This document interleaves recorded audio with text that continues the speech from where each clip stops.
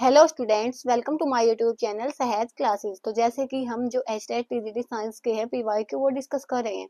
तो जो हमारा कंप्लीट जो पेपर था 2017 वाला वो कंप्लीट हो चुका है। अलग से प्लेलिस्ट बनी हुई है, वहाँ पे 5-6 वीडियो आपको मिलेंगे। पूरा जो पेपर है 60 के 60 क्वेश्चन वहाँ पे हमने ऐसे ही एक्सप्लेन किए हैं, तो आप चाहो तो वो जाके देख सकते हो। आज हम डिस्कस करेंगे, मैंने एक पोल डाला था कि जो नेक्स्ट पेपर है वो 2018 का लाया जाए या 2023 का।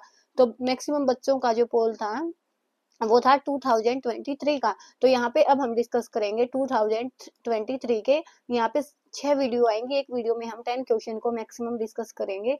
इससे ये है कि जब तक एक महीने में ही जो मैक्सिमम जो आपके पीवाईक्यू है वो सोल्व हो जाएंगे। तो अगर वीडियो पसंद आए ना तो एक छोटा सा कमेंट कर दिया करो, जिससे थोड़ा बहुत मोटिवेशन मिले। तो यहाँ पे देखो फर्स्ट क्वेश्चन क्या है। In the entire process of glycolysis, जो हमारा ग्लाइकोलाइसिस का जो प्रोसेस होता है, four phosphorylation occurs in two of following step. तो वहां पे 2 स्टेप्स में क्या होता है, 4 फोस्फोराइलेशन बनता है। तो हमें बताना है कि वो इन चारों में से कौन से 2 स्टेप होंगे जहां पे फोस्फोराइलेशन बनता है। तो ये वाला क्वेश्चन ऐसा है, अगर आपको ये आता होगा ना तभी पता चलेगा। तो ग्लाइकोलाइसिस प्रोसेस में क्या होता है, ग्लूकोज को पाइरुवेट में बदला जाता है। तो इसकी एक स्टेप की लिस्ट आती है। तो वो आप अगर इस पे गूगल पे भी लिखोगे ना, ग्लाइकोलाइसिस लिखोगे या ग्लूकोज इनटू पाइरुवेट लिखोगे, तो वहां पे आपको वो पता चल जाएगा। तो वहां से भी आप एक बार कंफर्म कर लेना स्टेप्स को। बाकी यहाँ पे 2 स्टेप हैं जहाँ पे 4 फोस्फोराइलेशन बनता है, तो वो कौन से हो जाएंगे। पहला देखो क्या है, जब 1,3 डाइफोस्फोग्लाइसरिक एसिड को हम किस में बदलेंगे, 3 फोस्फोग्लाइसरिक एसिड में। तो एक तो यहाँ पे है जो हमारा क्या बनेगा, 4 फोस्फोराइलेशन बनेगा। उसके बाद सेकेंड है फोस्फोइनोल पायरुविक एसिड से हम क्या बनाए, पायरुविक एसिड बनाए, तो भी हमारा क्या बनेगा, 4 फोस्फोराइलेशन बनेगा। तो यहाँ पे जो हमारा सही ऑप्शन होगा 1 और 2।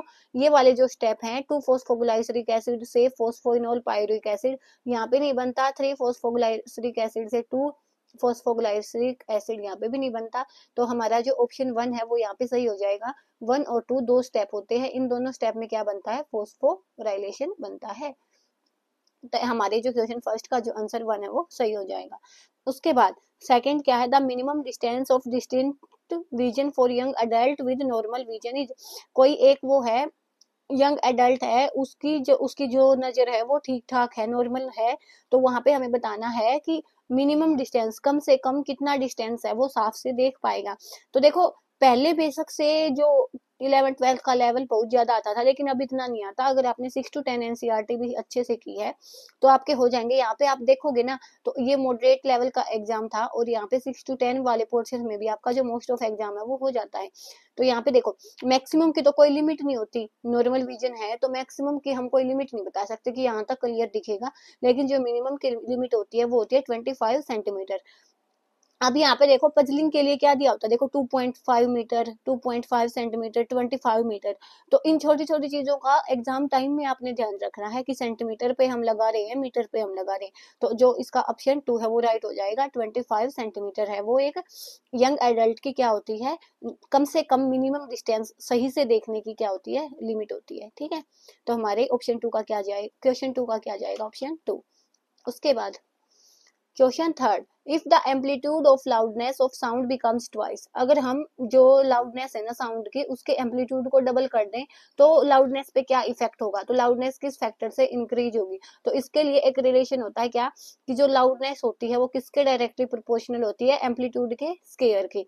तो यहाँ पे हमने लिखा एल से लाउडनेस, ए से एम्पलीट्यूड का स्केयर। अब इन्होंने क्या बोला कि एम्पलीट्यूड है ना वो क्या हो जाए, ट्वाइस हो जाए। इट मीन्स ए के प्लेस पे क्या हो जाए, 2 हो जाए।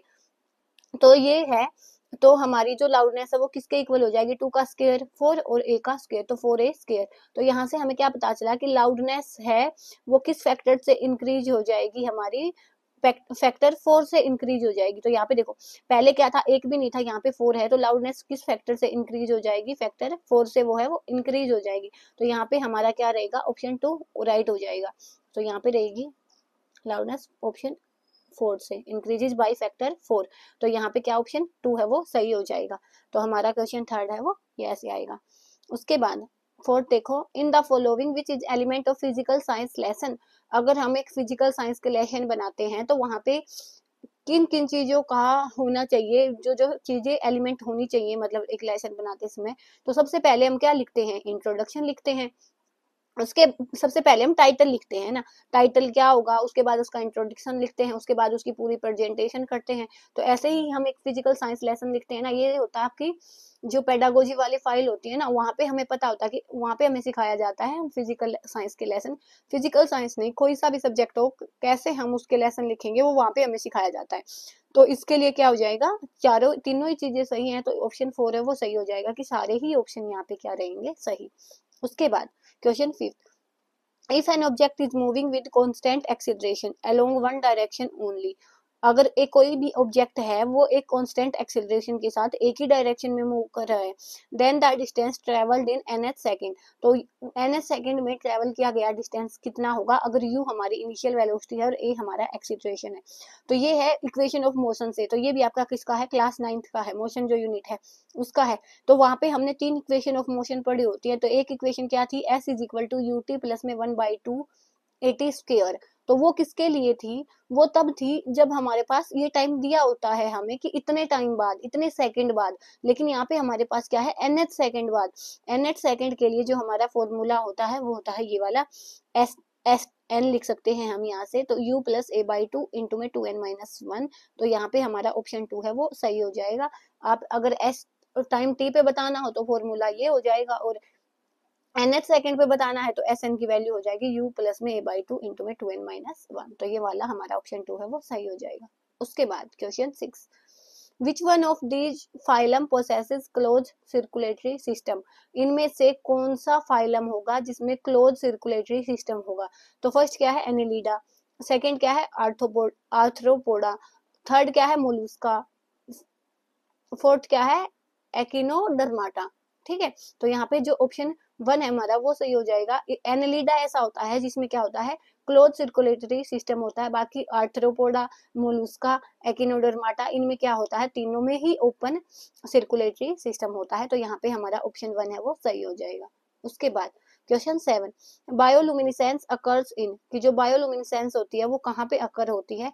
तो यहाँ पे बायोलुमिनेसेंस का मतलब क्या होता है, इसका मतलब होता है कि जब लिविंग ऑर्गेनिज्म है वो अपनी बॉडी से लाइट एमिट करे तो उसको हम बोलते हैं बायोलुमिनेसेंस। तो यहाँ पे देखो, कोलेंटेरोटा, स्टेनोफोरा, स्टेनोफोरा, पोरीफेरा, पोरीफेरा कोलेंटेराटा, तो इनमें सारे ही मॉलिक्यूल में क्या होती है, बायो लिविंग ऑर्गेनिज्म में क्या होती है, बायोलुमिनेसेंस होती है। तो यहाँ से हमारा ऑप्शन 4 हो जाएगा राइट। तो यहाँ से हम क्या लिखेंगे, all option are right, option 4 हमारा वो सही यहाँ पे हो जाएगा। उसके बाद क्वेश्चन 7 हो गया। 8, the scientist who first explain that cell divide and new cell are formed from free existing cell, तो वो कौन सा साइंटिस्ट था जिसने बताया था कि सेल है वो डिवाइड होती हैं और जो पहले वाली जो प्री एग्जिस्टिंग सेल से नई सेल वहां पे बनती हैं। तो ये वाली चीज देखो, ये तो एक स्टेटमेंट है, एक साइंटिस्ट ने बताई थी, तो वो साइंटिस्ट कौन था वो हमें बताना है। तो वो साइंटिस्ट था रुडोल्फ विर्चोव। तो यहाँ पे हमारा ऑप्शन बी है वो सही हो जाएगा। बायो का जो भी पोर्शन है उसमें आप मैक्सिमम देखोगे ना तो याद करने की चीज होती है, अगर आपको याद है तो आप बता पाओगे, अदरवाइज आप नहीं बता पाओगे। तो बायो वाले पोर्शन को अगर आपका ज्यादा ही अच्छा है ना तो पहले पढ़ना, अदरवाइज आपने पहले फिजिक्स और केमिस्ट्री को अच्छे से करना है, क्योंकि हमारा जो मोटिव होता है ना वो 40 अप्रोक्स मार्क्स हमारे आ जाए वो होता है।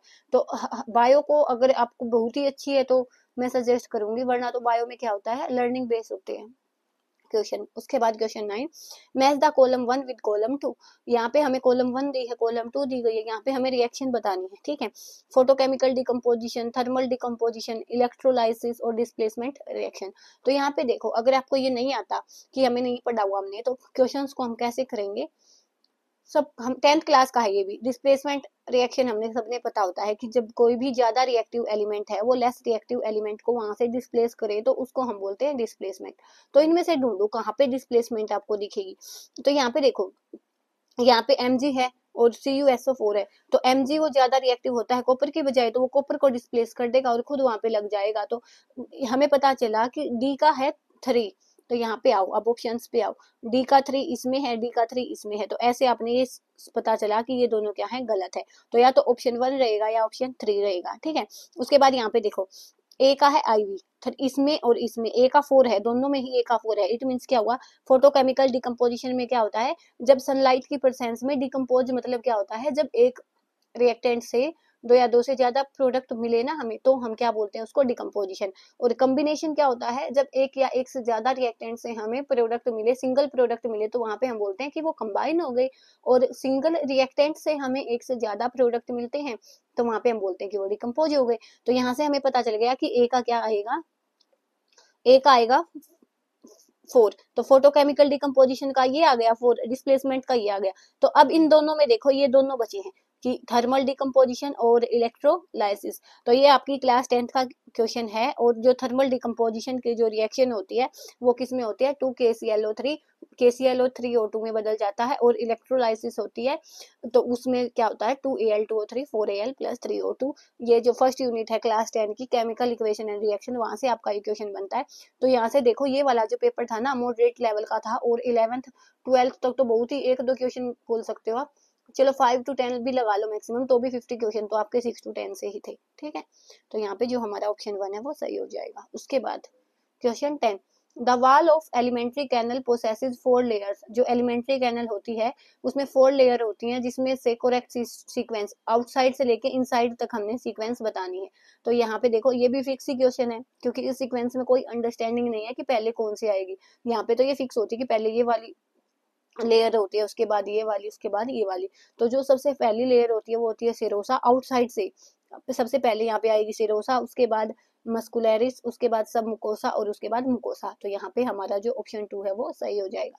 तो यहाँ पे हमारे जो 1 to 10 क्वेश्चन है वो कंप्लीट हो गए। नेक्स्ट वीडियो में हम डिस्कस करेंगे नेक्स्ट वाले 10। तब तक के लिए धन्यवाद। Thanks for watching my video.